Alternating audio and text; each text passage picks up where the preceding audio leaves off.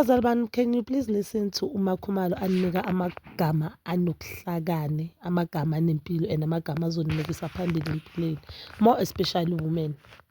Dokutshela why ukuba nento yakho ku very important. Ku-important because uyabona singadlala abantu lana kuze kuthiwe noma ngigqoka amanikiniki niyowagqoka nodwa mina ngangifaki. Ngoba kwenziwe ngathi imali isono. Imali ayisosono.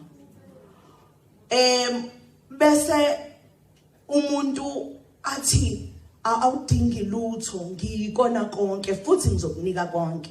Kodwa ulahlekelwe into eyodwa, izwi. Awuna voice. Awukwazi nje ukukhuluma thina umuntu ongenalutho esandleni. Because imali ikunikeza amandla. Ikunika authority. Ikunikeza amandla okwazi ukubusa. Okwazi ukudetermine ukuthi ufuna kwenzekeni. Ikunika amandla okwenza ama decisions. Uyabona imali. You know, if you don't have your own things, more especially emshadweni, guys, that means uthatha ubuwena ubunika leya muntu loyo uthandana naye. You may think you're happy kanti you're not happy because there are things that nawe uzidingayo emhlabeni or empilweni, but because ucabangela lo muntu ukucela akukho mnandi. Ukucela it's like ukhula kini, let's say you are of age, like so nabo 21, you know ukuthi akumelanga abazali bami bangabe basangenzela, but because I'm not working, I'm depending on them. There are things now uzozidinga, uzothi no, this thing is not a need, let me just do this thing. Ngoba ucabangela umzali wakho. Nasemshadweni kunjalo ke my dear. If uzobe emshadweni and then your husband uthi yeka umshado, uyeka umsebenzi, ungakhulinga uvume ngoba yes, manje uzobona ngathi akafford because now unokwakho angithi khona ongaceli kuyovela uzithengele, but bangasa yonke into wena udepende kuye, it won't be easy. Thatha uMakhumalo as a clear example. uMakhumalo lento ayikhuluma akayiqamba, uMakhumalo kuba emshadweni angasebenzi, usemshadweni asebenza, uyayazi umehluko, uyawazi umehluko ukuthi ukube emshadweni noba indoda yakhe ngaba rich kanjani, but mawunomsebenzi wakho kunebhizinesi nana lakho letha imali yakho u1, it's something, I don't wanna lie. So she's telling the truth, guys. Lento lekuthi sizoloku sithi abantu besifazane uzovumela ukuthi umuntu akushade la, akuthole la eGoli akushade, akuthatha imukisa le kubo, uhudula amaphinifa, yena abuya ahlale la bese usebenza wenzi next. You know ukuthi lo muntu esomnike even your voice.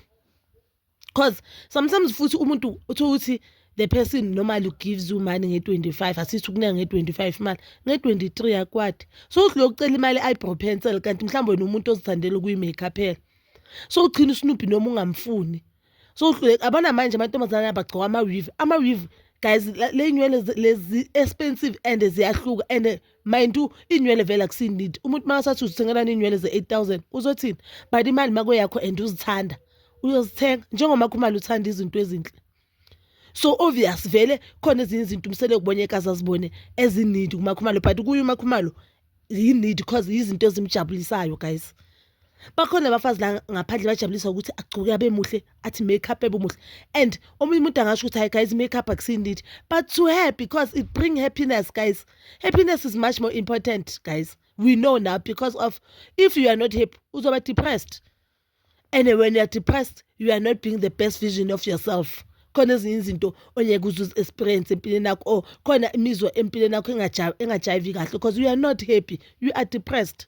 So ukhuluma iqiniso uMakhumalo, if you are a woman, lwela ukuthi ube nokwakho, lwela ukuthi kube wakho, and if you are a woman noma unokwakho ungakhulinge in life uthatha ubuwena bakho ubunika omunye umuntu. That means uthatha injabulo yakho uyinika omunye umuntu, uthathe izinto that you believe in uzinika omunye umuntu in the name of love. Don't you ever do that. Because one thing about amadoda azikhetha bona. And like manje we know ukuthi akusamadoda kuphela selfish, even abanye abantu besifazane they are very selfish, bazibeka bona kuphela. And indoda izokumanipulator, ikuthatha ukuyisele idlale ngomqondo wakho, wena ucabanga ukuthi akuthanda kanti ayikuthandi. If bekuyo eseyicathweni zakho bonyeke iziyenze le nto leyo.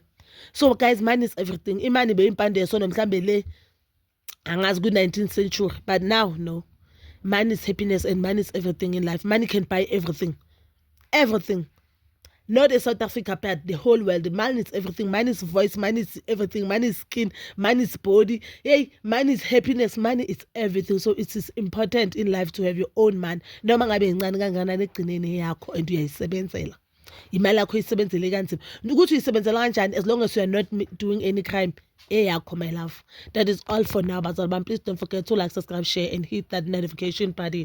Nginethanda ukuya nokubuya.